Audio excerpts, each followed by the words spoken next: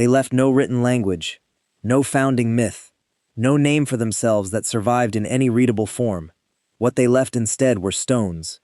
Enormous carved standing stones scattered across the highlands and islands of northern Scotland, covered in symbols that have been studied for over 2 centuries and have never been fully decoded. Spirals and crescents, double discs and broken arrows, abstract geometric patterns of breathtaking precision, carved into rock by people whose identity, whose language, whose very name came to us only through their enemies. The Romans called them Picti, the painted ones, a term that appears in Roman sources beginning in the late 3rd century CE, applied to the northern peoples who lived beyond Hadrian's Wall, beyond the reach of Roman civilization, in the cold highlands that the legions never successfully conquered. The name may have referred to tattooing or body paint. It may have been a generic term for northern barbarians. It tells us almost nothing about who these people actually were. And yet for over 200 years, the question of Pictish origins was considered, by most serious scholars, essentially settled. The Picts were Celts, pre-Roman Celtic inhabitants of Scotland, who had simply never been Romanized, never been assimilated into the wave of cultural and linguistic transformation that swept most of Britain during and after the Roman period. Their mysterious symbols were art, not writing.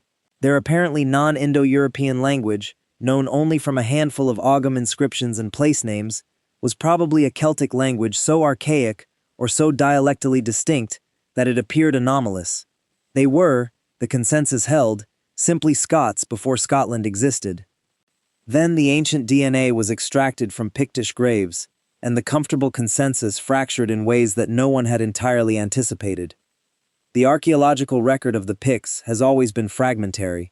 Because they left no written records, everything we know about them comes from outside accounts, most of them hostile, from the carved stones themselves, from a handful of burials, and from the place names that survive in modern Scottish geography as the only audible remnant of a language that has otherwise vanished entirely. The Picts dominated most of Scotland north of the Fourth Clyde Line for the better part of a millennium. They resisted the Romans so effectively that Hadrian built a wall to exclude them, and Antoninus built another wall further north, in a failed attempt to push the boundary. They fought off Viking raids. They merged politically with the Gaelic Scots in the 9th century under the Kingdom of Alba, which became the foundation of modern Scotland. And then, with remarkable speed, they disappeared from the historical record. Not violently, not through conquest. They simply stopped being mentioned as a distinct people. Where did they go, and where did they come from in the first place? The first serious ancient DNA work on Pictish remains began appearing in the late 2010s. A landmark study published in 2023 in the journal PLOS Genetics, led by researchers from the University of Central Lancashire and several collaborating institutions, analyzed whole genome data from 5 individuals from confirmed Pictish-era burial sites in eastern Scotland, dating to the 4th through 7th centuries CE. The sample sizes were small, as ancient DNA work in the cool, damp climate of Scotland often is, but the genomic data was of sufficient quality to produce results that immediately complicated the dominant narrative. The first finding was, in broad terms, consistent with existing expectations. The Pictish individuals showed ancestry primarily derived from the same sources as other ancient British populations. The mixture of Neolithic farmer ancestry and Bronze Age steppe-related ancestry that characterizes most ancient inhabitants of the British Isles was present in the Pictish genomes in proportions similar to what had been found in Iron Age populations elsewhere in Britain. In this fundamental sense, the Picts looked genetically like Britons. They were not, as some older theories had proposed, a dramatically different population, with roots in a completely separate migration. But within that broad similarity, the details were striking. The Pictish individuals clustered, when compared against a comprehensive reference panel of ancient British populations, distinctly toward the northern and western edges of the genetic landscape of ancient Britain. They showed stronger affinities with populations from Iron Age Scotland and northern Britain than with populations from southern Britain or from the continent. More specifically, they showed a genetic continuity with populations that appear to have been present in Scotland before the major Bronze Age steppe expansions that transformed the genetic composition of southern Britain most dramatically, suggesting that northern Scotland had served as a partial refuge for older population structures in the same way that geographic peripheries often do. This was not the finding of a completely different people, but it was the finding of a population with a distinct trajectory, one that had experienced the same broad waves of ancient migration that shaped all of Britain while remaining more isolated, more continuous with what had come before, and genetically more distinct from their southern neighbors than the standard narrative of pan-Celtic British identity had suggested. The language question, which the genetics cannot directly resolve, becomes more interesting in light of this finding. If the Picts were genetically more continuous with pre-Celtic or early Celtic populations of northern Britain, this provides a plausible framework for understanding why their language appeared so anomalous to later observers.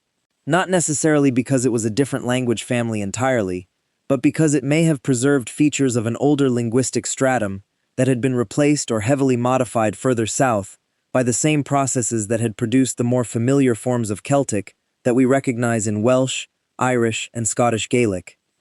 The symbols remain undeciphered. The 2023 study brought ancient DNA to the question of Pictish origins, but could not illuminate what those carved stones were trying to communicate. They were not an alphabet in any recognized sense. They did not encode a language the way Ogham inscriptions did. They were something else, a symbolic system of unknown function, perhaps territorial, perhaps genealogical, perhaps religious, perhaps all of these things simultaneously, whose meaning the people who carved them took entirely with them when they merged with the Kingdom of Alba and ceased to be recorded as a distinct people. After the political merger of the Pictish kingdoms with the Gaelic Scots in the 9th century, the Pictish language disappears from the record within roughly 2 generations. Their symbols stop being carved. Their distinct cultural identity stops being referenced in chronicles and saints' lives. The speed of this disappearance is one of the great puzzles of early medieval Scottish history. Political absorption does not usually produce cultural extinction this fast. Several explanations have been proposed.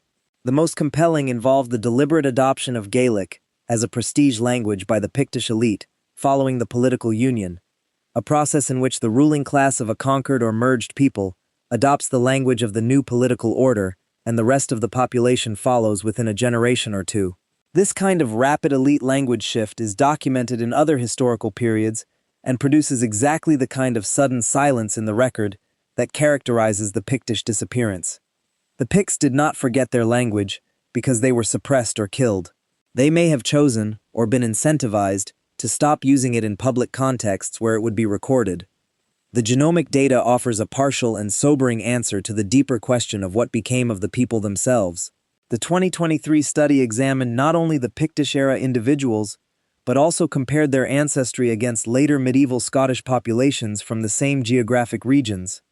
What they found was that the Pictish genetic signal does not disappear after the 9th century. It persists. The people did not die or flee. They remained in the same landscapes, farming the same ground, likely speaking Gaelic within a generation or two, but carrying in their genomes the deep continuity with northern British populations that the ancient DNA had detected in their Pictish-era ancestors. The Picts were not replaced.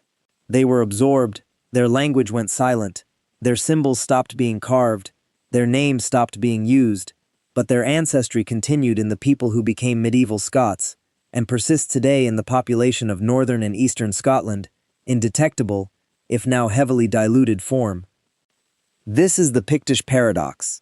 A people so distinctive that Rome built walls to keep them out, so culturally coherent that they maintained a unique symbolic tradition for centuries, so politically organized that they resisted Viking invasion and Roman expansion alike, and yet so thoroughly absorbed into a successor identity that within living memory of their political eclipse they had ceased to be named. The modern genetic landscape of Scotland reflects this in ways that researchers are still mapping. Studies of contemporary Scottish populations show a detectable gradient in certain ancestry components between the north and east, where Pictish settlement was densest, and the west and south, where Gaelic and later Norse and Anglo-Norman influences are more pronounced. This is not a dramatic genetic division. Scotland is not, genetically, 2 countries. But there is a signal, faint but real, that corresponds to the ancient geographic distribution of a people history almost entirely forgot. The Picts were never entirely what we thought they were, because we thought about them mostly through the lens of what their enemies and successors chose to record. The Romans saw painted warriors beyond a useful boundary. The Gaelic Scots saw neighbors, rivals, and eventually subjects.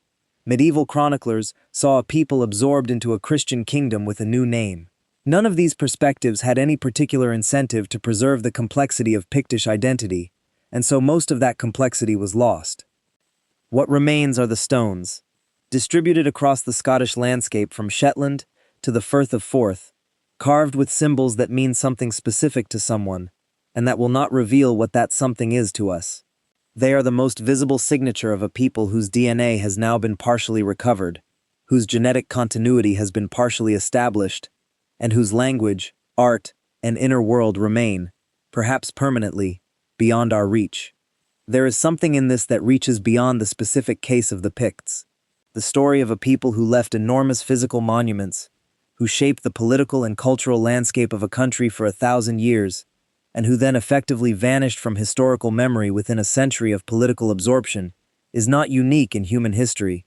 It is, in fact, the normal fate of peoples who do not leave written records that survive.